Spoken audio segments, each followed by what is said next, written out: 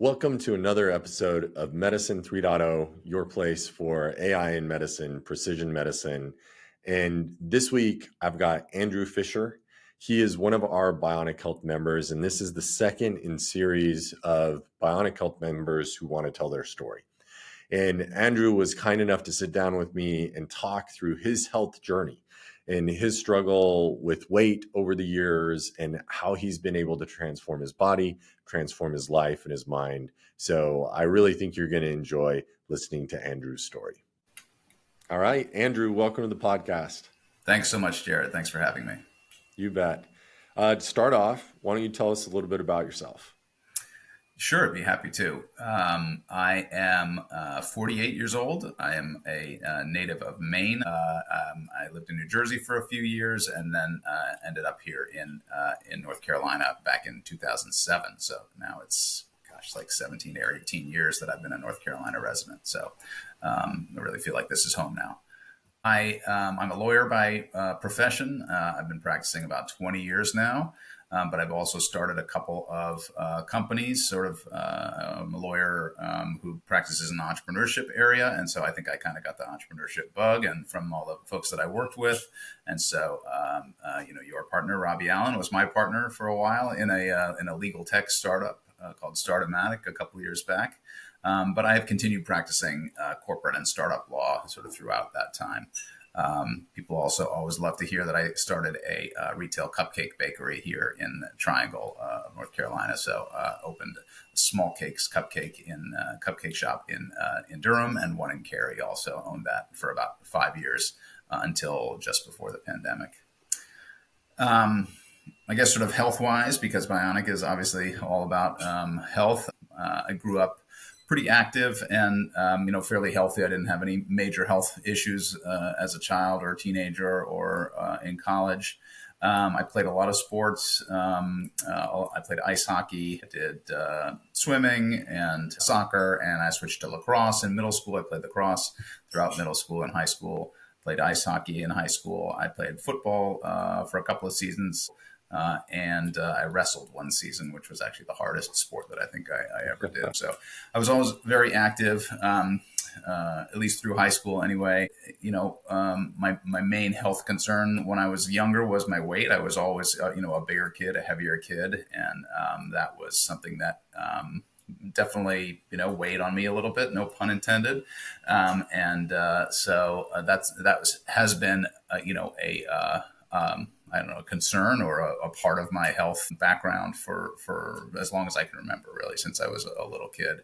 I didn't do any athletics through college, and probably started to, see my health decline a little bit, even though, I was in my late teens and early 20s. And so should be some of the healthiest time of your life. But I was sort of sedentary. I studied and I drank too much and I ate too much and didn't move around enough. And so my health probably was not what it should have been at the time. Your metabolism is still pretty high, so it wasn't really affecting me. But it was affecting me, but it wasn't that noticeable until I think by the time I sat for the bar, I had my weight was up to 275 pounds.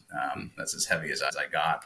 And it was not 275 pounds of muscle. It was 275 pounds of, sitting around and eating pizza from the pizza store that was downstairs from my apartment. And when I was in law school, which was a terrible and wonderful thing to have, right next door to me.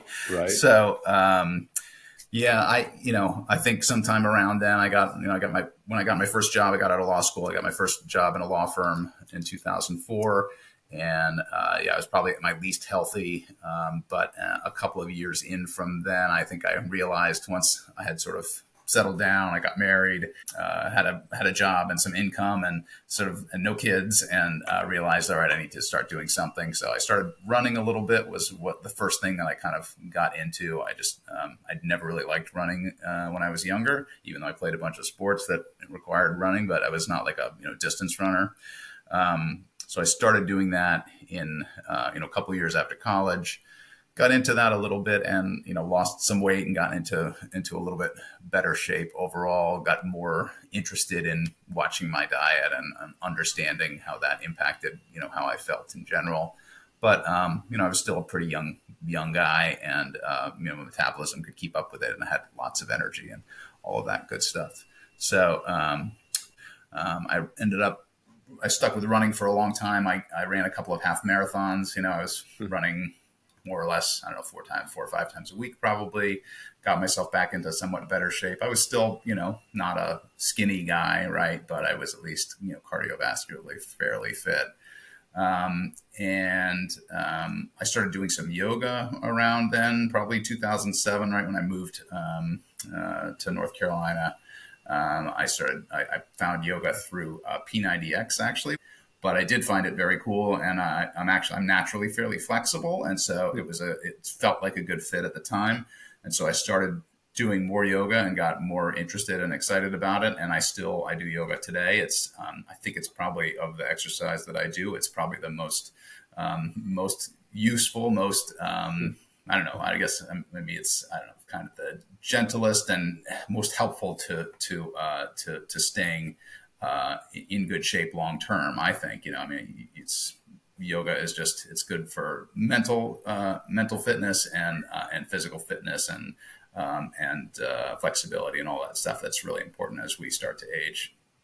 I went so far as to take a yoga teacher training class. So back in 2007. So I'm a registered yoga teacher, 200-hour registered yoga teacher. I haven't taught much. I did teach for a little while at a gym that I used to go to, but I haven't taught recently. Right now, I find I just enjoy, about once a week trying to get to a yoga class to mix in with the other physical activity that's my primary hobby and physical activity now, which is CrossFit. I started that when I was about 40, so 8 years that I've been doing that. I kind of had, it's been around longer than that, and I was aware of it, but it had a reputation, still has a reputation as sort of high impact and causing a lot of injuries. And I wasn't super excited about that, even though I did like the competitive nature and the way that programs are built. At least I thought I did. And then when I started doing it 8 years ago, I found that I did really like it. I mean, I liked showing up someplace and being told what to do, and then having a competitive and supportive competitive environment around, and that was really useful to me for as far as keeping me motivated and keeping me excited about working out. And in terms of physical fitness, that was the what really brought me to the best level of physical fitness I've been in, at least since high school, and probably even fitter than I was, even when I was playing 3 sports every year, and running a lot for lacrosse, and I have more muscle and more endurance probably now than I did even when I was in high school or at the end of my high school athletic career. So that's been really useful, and I still go 3 to 4 or sometimes 5 days a week. I'll be at CrossFit. Did you feel like when you found CrossFit, you'd done all these competitive sports when you were younger? Was it more the competition or the different types of movements? What kind of pulled you in that made you keep going? There was a sense of community and competition together. I think that was probably it, right? I made some really good friends at my first gym, which I'm not at anymore, but I still keep in touch with them. Robbie Allen was the reason I met him was through CrossFit, right? We were at the same gym, and so that was a great connection, and being able to be with people who were your friends and all sort of generally in the same stage of life. Now I'm on the older end of the people at my gym, but still everybody's there for kind of the similar reasons. And then sort of seeing how you stack up and being able to push each other in a friendly way is really helpful, I think. So I've only done a couple of actual competitions, so that CrossFit has a any given weekend there are a few local competitions anywhere in the country. I think I've only done a couple of those, and those are fun, but it's an all-day commitment and that kind of thing. So I don't really I wouldn't call myself a competitive CrossFitter, but I do like the competitive nature that's built into the programming, and you put your score in into the app, and you can see where you fall and see how you're doing in comparison to other people, which is it's a motivating factor. It's not for everybody, that's for sure. And it's not like there's no taunting, there's no, there's no, except among very good friends, maybe who maybe, give each other a little bit of a hard time. But for the most part, it's a lot of fist bumps and cheering each other on and trying to get everybody to do their best. So I really enjoy that collaborative community nature of the sport. Yeah. Well, you've had, I mean, other than the years of college and law school, it sounds like you've had really a pretty active lifestyle and it's been a part of your life. How, during those years, obviously when you're younger, you don't think about your health very much, but how did you more broadly think about health as time went on? Yeah, in the negative, I guess, right? I just, you notice things that aren't as good as they were when you were younger. So energy levels started to drop for me in my early 40s, probably. I would say was when I really started to notice it. You also have, if you're in your 40s, you probably got parents in their 60s, 70s. And so you're starting to see the impacts of their health and life choices and obviously, and just the impacts of disease and aging on them. My mom actually died when I was just out of college. She had breast cancer that was metastasized. She lived with it. She was diagnosed when I was in first grade. I was 6 years old. Oh, wow. And she lived with it for 20 years through surgeries and lots of different procedures and chemotherapies and all kinds of stuff. She was a tough woman, but still she died. So she died when I was 26, probably just a couple of years out of college. And there'd been some other cancer in my family, and then my father just passed away a year ago, December. And I'm sorry. Thank you. Thanks. Yeah. He had cancer also and a few other health problems, some joint problems and things. And he wasn't as healthy into his, 70s and early 80s as I want to be when I am that age. And he really didn't move around very much anymore, and his mobility was limited. I mean, it's a common story, I think, for a lot of people, but that, I took a look at him, not in any one moment, but just in general, and thought to myself, is this what I want to be like when I'm in my 80s? And I would rather be able to really, be able to move around well under my own power and pick up my grandkids and do things like put my own bag into the overhead bin on the airplane, right? And so that's, that time of life, mid 40s, I guess the midlife time is when you start to recognize your own mortality a little bit more than you did in your 20s and 30s.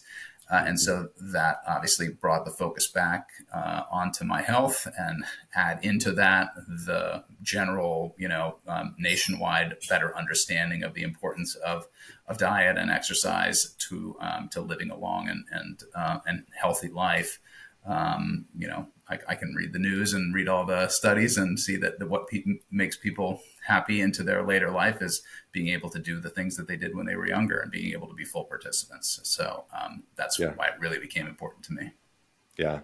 Well, there's so many studies now that tell us about longer, healthier, happier lives. And I think you spoke to several things that you've incorporated into your life currently that are super useful. One is a community and CrossFit and those relationships. And obviously you've named several friends. I don't know if Robbie's a good friend. I mean, he's an okay friend, but, but yeah, those friendships, that sense of community, that's super important. And then moving your body and staying healthy. So I think that's great as you've gone through kind of, not really thinking about health to then seeing the negative. How have you evolved your thinking about to where you are now kind of in your health journey? So first it's, like the first step in change it all, you have to identify that there is a problem. And so I think I had actually identified the problem. Well, one of the main problems I think early in my life, which was with my weight and my diet, which, I have tried, I sound like one of the weight loss commercials, right? But I had at some point during my life tried more or less every diet out there. And I'm not like a guy who was like, oh, I'm going to do this diet or that diet, but Um, I did certainly do. Let's see. I was on Weight Watchers probably for some short period of time, and these all sucked. By the way, all of these Yeah. diets were terrible. None of them worked. They're all awful. I think I tried Nutrisystem, and that was like eating cardboard that they shipped to you in the mail. It was terrible. I did a diet called the pineapple diet, which was like the weirdest. What is like you eat like it's enzyme based. This was probably in my late 20s actually, because I was hovering in the 250-pound range, probably, something certainly, high percentage body fat, probably clinically obese for a lot of that time, even though I was active, right? So even when I was running and doing things that were fairly active, playing rugby and things, I would still say I think I was probably clinically obese. None of those diets worked. The ones that were the best actually were the sort of Mediterranean focused ones. The South Beach diet actually I stuck with for longer, and all of them, you lose some weight, but then there's always a backsliding. There's always a return to old habits. And whether that's, your body seeking its return to the set point, or, everybody always said it's lack of willpower, right? It's just, if you can just eat less and move more, right? That was the mantra for so long, right? And that it's a personal failing if you're not able to lose the weight. And now I think there's a huge sea change in understanding of what causes people to be overweight. And so when I heard about Bionic, right, through Robbie and met you, it was the right thing at the right time for me. It was sort of thinking, well, I'm doing all this exercise. I'm conscious of my diet, but I'm not able to sort of regulate it the way that I would want to. And Bionic says, well, here's our approach is going to be to look at you holistically in a way that current medicine does not. So we'll not only look at, are you exercising? We will look at what your diet is, but we'll also look at what your hormone levels are, what supplements we can recommend to bring your metabolic health back into towards an ideal. We'll look at your sleep patterns. We will look at your blood chemistry, your glucose levels, and we'll do it in a level of detail that no primary care physician does for you. I think I remember a couple of times going for my physical to my PCP in my probably early 40s and saying, well, I'm not as energetic as I was, a few years ago. I'm tired a lot of the time. Yes, I have 3 little kids, and so maybe that's part of it. And, that was sort of the answer I always got was, well, yeah, you're just in that stage of life. You're getting older. You're not going to have as much energy. You have 3 kids. It will get better. There's not much to do. Your numbers generally look pretty good. Your blood pressure is reasonably, within range. It's not super high. I don't remember getting a whole bunch of blood work done at the time where they could really dig in and look and see, okay, are there things that we should address now that maybe aren't obvious problems, but could crop up in the future. And so when I heard and read about what you guys were doing at Bionic, it seemed to make a lot of sense to me. And then I read, I think it was before I started Bionic, I read Outlive, the book, Adia's book. And that hit on all of the things that I had seen, so cancer, what can we do to avoid, I've got a family history of cancer. What can I do to try to avoid getting cancer in the future? Alzheimer's, metabolic disease and diabetes. How can I avoid getting diabetes in the future? And so having the resource like Bionic, which is one person or group of people who are going to say, all right, Andrew, we're going to look at you from start to finish, and we're going to gather all the data. And I am a science believer, and which is a crazy thing to have to say, but I'm a science believer, and the more data we can get and analyze and put into practice with the best practices that we know of now in medicine, the better off I'm going to be. And so that's why it seemed to make so much sense to me. And it did. I'm on a bunch of supplements which have changed my blood chemistry for the better significantly, and then there are medications that I'm taking that my PCP never even crossed his lips, right, to say, hey, you should think about this for your cholesterol. You should think, even though my cholesterol was just slightly elevated, it wasn't terrible. But if we can bring that down to a very good level, you're going to reduce your risk of dying from, heart-related disease in 30 years. And so let's look at that 30-year time horizon and see what we can do now to address those problems in the future. And then testosterone is another, big one that I'm on now, which I had sort of before Bionic, I had thought, and, there's a lot of chatter in the media about testosterone, right? There's a lot of people advertising testosterone to men my age. And so it comes across in the limited social media feeds that I have, it comes across there, but you see it on TV, right? And they advertise it during football games, right? So I actually got tested before Bionic again, and it was sort of normal range, but low normal. And most doctors aren't prescribing, they're saying, well, you're in the normal range, so nothing to be done, right? But at Bionic, it was, the approach was, well, if you don't feel good, even though it's in the quote unquote normal range, maybe we should try changing something and see if that makes a difference. And so it did. My energy level went up. My libido went up for sure, and that was all great. My wife is thankful. And that's been a really helpful change. And so my testosterone is not like above normal now. It's just medium to high normal. It's like where you would think someone my age should be. So I don't feel crazy. I'm not like, giant, I'm not taking a bunch of anabolic steroids or anything, but I did gain, muscle in the last, in the year analysis between my first body scan and next body scan, I gained 8 pounds of muscle. So that's with CrossFit staying the same, right? So I've been doing the lifting, the weight bearing exercises and all that stuff. And like I said, before Bionic, I was still as fit as I'd been, or more fit than I'd been in high school. But now I've added on to that. I've gained the muscle, which, I know you've talked about is so important as the currency of aging, right? The more muscle you can bring into your 70s and 80s, the better off you'll be. And then the other piece that's been really important is also in the news all over the place right now is the GLP-1 that I'm on now. So I've lost 40 pounds on tirzepatide, and that was, so I lost 40 pounds net, but that includes gaining 8 pounds of muscle in the scan. So I've probably lost 50 pounds of fat-ish, gained 10 pounds of muscle, right? So net loss of 40 pounds.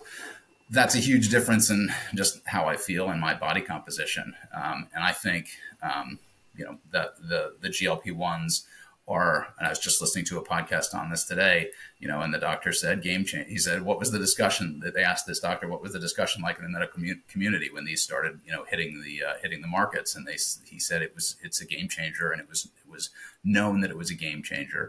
And he said there are something like 100, derivatives, new GLP-1s in the pipeline right now from these companies. Right. So I think we are at the cusp of a total change in how obesity and just overweight conditions are treated in the country, which is really interesting to be, at the forefront of that. Yeah. And I think it's such an interesting time. You'll hear some people deride GLP-1s and they go back to that same equation that you said, right? Like eat less, move more, like, why can't you just do this? And I think for so many people, including yourself, like you were doing everything right, and yet you still couldn't do what you wanted to. And to have a medication that pushes you over the edge, and your outcomes are absolutely amazing. Like losing that much fat and gaining muscle. I mean, these aren't outcomes that you're going to get just like on accident. You have to be very directed in what you're doing and how you're doing it. And so I think that's so cool about your story.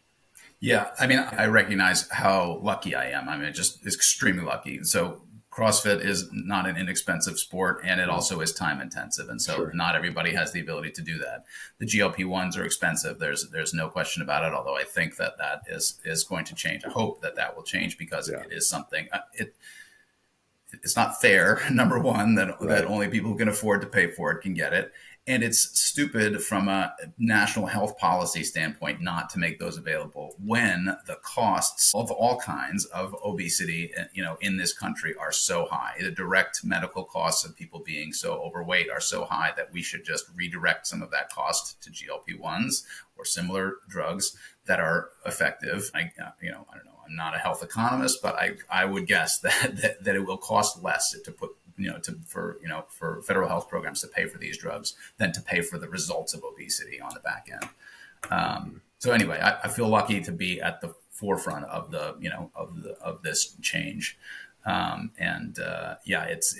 think it will change the mentality also around people's weights and a big part of their healthiness, their health component that everybody has. I think the fact that you can just put people on this drug and just tweak the brain chemistry around appetite and satiety will really make everyone understand that, hey, what we are dealing with here is not a lack of willpower or a moral failing, but an actual disease of chemistry that can be addressed with modern medicine. Yeah. And I think it's such a relief for those who experience it, right? Like the constant chatter, the thinking about having to fight yourself, whether you're going to eat or what you're going to eat, and that relief, I hear it from so many people that we take care of. Like that relief is worth so much. I feel like I have a window into the world of a whole other kind of person that I never knew about before, right? That people who were, who didn't overeat, who wouldn't, just feel like they needed to have, an after dinner snack of ice cream and cookies and had to eat donuts, every Saturday morning or whatever it was. The people who could just say, well, maybe I'll have one donut and I'll this weekend and next weekend I won't, or people who could sort of have that facility with not giving in to the cravings because they didn't have those cravings, and so now that chatter, that food noise, is so reduced that it's like a crazy, like I said, a window into what other people's minds have been like for so long. And of course they could stay relatively fit and skinny and not have a problem eating a lot of food because their brain isn't telling them all the time, you need to get some simple sugars in yourself, which my brain always seemed to be telling me. Yeah. The other thing that I think is great that you pointed out was that in part of your health journey was fixing your hormones and figuring that out. And I always find it so interesting because, again, people try to like moralize this thing. They say, well, that's cheating, and we're talking about if somebody came in and they had testosterone at the 75th percentile, we wouldn't lower their testosterone. We wouldn't say, hey, that's cheating or that's too much testosterone. We're going to lower your testosterone. But yet, if you're living at the 20th percentile, and we have all this data that says you're a higher likelihood to have metabolic disease and heart disease and all these things, like, why wouldn't we like raise you up to a level that is better and that you feel better at? And I think that your story is like a great picture of like moving somebody from a low end to a high end and having some really great results. Yeah. I think it's, as long as it's done, with supervision, good medical supervision and with intent and follow up, right? Yep. Then you're really, there's no reason not to. Right? So I went on a statin when I started at Bionic, got my labs checked periodically, and it was like 9 months later, my labs were down. So I've come off the statin. So the idea is I can get to the point with as many sort of quote unquote natural remedies as possible to get myself off of the drugs if I can, and that's a goal of mine. I'd rather not be on a lot of medications if I don't have to be, just for the chances of side effects. But as long as I'm paying attention to how do I feel, are there any side effects, and there's a doctor helping me every step of the way, then that's definitely better to take the chance that there will be side effects. And if there are, you take a look at them and then weigh them. Is that worth the benefit that I'm getting out of this drug or not? With the understanding that, yes, we're going to do whatever we can to try to get off of these drugs eventually. And that may never happen. And that's fine, because the benefit of them may outweigh whatever downside there is of being on them. And I have been, again, very lucky. I've had very few side effects or if any, from any of these treatments. So I feel lucky, but hopefully someone else would be in the same situation. Yeah, yeah. Well, I think it's really useful for people to hear stories. The humans, we love stories. We make up our own stories. Like we imagine we Yeah. know other people's stories. And so I really appreciate you being willing to share your story with other people.